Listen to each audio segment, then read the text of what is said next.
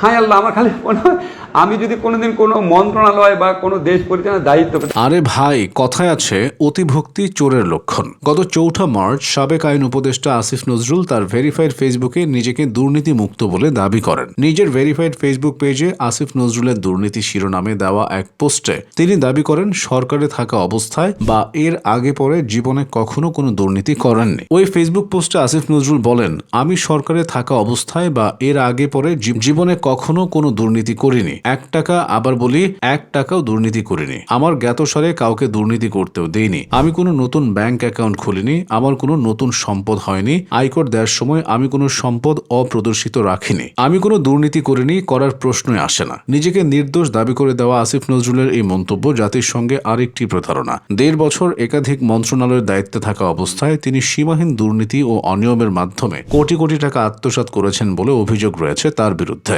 বদলি বাণিজ্য, জামিন বাণিজ্য, জেলা প্রশাসক নিয়োগ, নতুন রিক্রুটিং এজেন্সির লাইসেন্স প্রদান করে সততার দাবিদার এই সাবেক উপদেষ্টা বিপুল অবৈধ সম্পদের মালিক হয়েছেন বলে কানাঘোষা রয়েছে। আর এসব সম্পদ প্রায় সবই বেনামে। গত 1.5 বছরে তার দূরসম্পর্কের আত্মীয় স্বজনের সম্পদের পরিমাণ বেড়েছে কয়েক গুণ। এমনকি তার সাবেক স্ত্রী রোকেয়া প্রাচীর 2 কন্যাও এখন বিপুল সম্পদের মালিক, যাদের মধ্যে একজন আসিফ নজরুলের ঔরসজাত। ওই সন্তানের নামে নিউ ইস্কাটনে একটি বাড়ি কেনা হয়েছে। প্রশ্ন হচ্ছে, 16-17 বছরের একজন ছাত্রী ইস্কাটনের মতো অভিজাত এলাকায় বাড়ি কেনার টাকা পেল কোথায়? আসিফ নজরুল কৌশলে দুঃসম্পর্কে আত্মীয় স্বজনের কাছে দুর্নীতির অর্থ রেখে নিজেকে সাধু প্রমাণের চেষ্টা করেছেন। আসুন দেখে নেওয়া যাক আসিফ নজরুলের দুর্নীতির কিছু ঘটনা। আসিফ নজরুলের 1.5 বছরের রাজত্বে সবচেয়ে আলোচিত দুর্নীতির একটি ছিল সাব রেজিস্ট্রার বদলি। অন্তর্বর্তী সরকারের আমলের 18 মাসে আইন মন্ত্রণালয়ে শুধু সাব রেজিস্ট্রার বদলিতেই ঘুষ লেনদেন হয়েছে 100 কোটি টাকা। তৎকালীন আইন উপদেষ্টা আসিফ নজরুলের আমলে সাব রেজিস্ট্রার বদলির ক্ষেত্রে কোনো ধরনের নীতিমালা মানা হয়নি।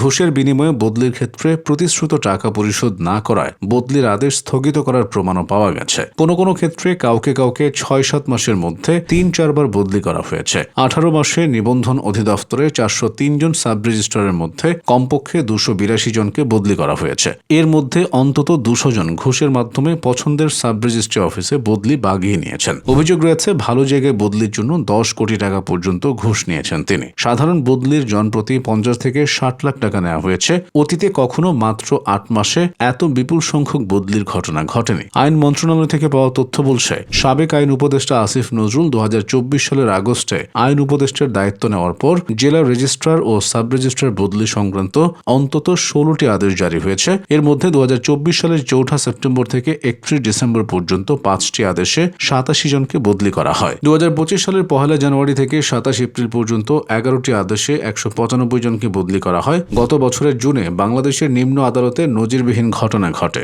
2রা জুন সারা দেশের বিভিন্ন আদালতের 252 জন বিচারককে একযোগে বদলি করা হয়। আইন মন্ত্রণালয়ের আইন ও বিচার বিভাগ থেকে এ বিষয়ে পৃথক 5টি প্রজ্ঞাপন জারি করা হলে সারা দেশে হইচই পড়ে যায়। কারণ সুপ্রিম কোর্টের পরামর্শ ছাড়া এভাবে ঢালাও বদলি বিচার বিভাগের স্বাধীনতার উপর সরাসরি হস্তক্ষেপ। এই ঢালাও বদলির পেছনে রয়েছে দুর্নীতির শক্তিশালী সিন্ডিকেট, যার নেতৃত্বে ছিলেন আসিফ নজরুল বলে কানাঘোষা রয়েছে। তিনি দায়িত্ব নেওয়ার পর বিচারক বদলি বাণিজ্যের পরিকল্পনা হাতে নেন। তার ঘনিষ্ঠদের মাধ্যমে অর্থ লেনদেন চূড়ান্ত করার পর একযোগে বদলি করা হয়। এই বদলি বাণিজ্য করে আসিফ নজরুল হাতে নেন কয়েকশো কোটি টাকা।